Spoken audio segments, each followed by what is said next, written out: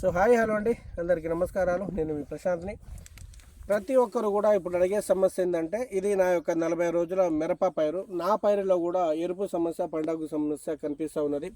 ప్రతి రైతు అడుగుతూ ఉన్నారు, అన్న పండాకు సమస్య విపరీతంగా వస్తుంది, ఎరుపు సమస్య వస్తుందంటే అది న్యూట్రిన్ డెఫిషియన్సీ అయినా ఉండాలి, లేదా ఏదైనా కాంప్లెక్స్ అందికపోవడం వల్ల ఎరుపు వస్తుంది, లేదా ఏదైనా ఫంగిసైడ్ వల్ల కూడా ఎరుపు పండాకు మచ్చలు అంటే ఆకు మచ్చలు కనిపిస్తున్నాయి. కాబట్టి సో దాని కొరకు ట్రాక్టర్ బ్రాండ్ వారి ఈ హెర్క్యులస్.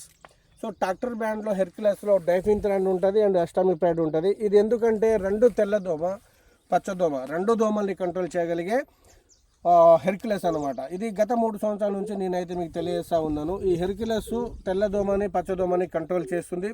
దీంతో పాటు ఫార్ములా 6 నాకైతే అమినో యాసిడ్ అండ్ మైక్రోన్యూట్రియన్స్ ఉన్న టెక్నికల్ అయితే తెచ్చుకున్నాను. సో మీకు ఏదైనా ఎరుపు సమస్య, పండాకు సమస్య ఉంటే ఈ హెర్క్యులస్లో నాటివో కానీ, బావిస్టన్ కానీ, M45 కానీ, లేదా ఏదైనా సాఫ్ కానీ, ఈ ఫంగిసైడ్ లాంటిది వేసుకోండి, బాగుంటుంది. ఎందుకంటే తెగుళ్ళు పోతుంది, దోమలు పోతుంది, ముడతలు పోతుంది, వైరస్ పోతుంది. కాబట్టి గుర్తుపెట్టుకోండి, ఇవి రెండు కలిపి వాడుకోండి. కింద పొటాషియం మాత్రం కంపల్సరీ అందించండి. ఇది మన యొక్క 6th ఎపిసోడ్. నేను మహారాష్ట్ర వెళ్ళాను కాబట్టి అటు కొంచెం ఫీల్డ్ తిరగడానికి వెళ్ళాను, కొంచెం లేట్ అయింది 5వ ఎపిసోడ్.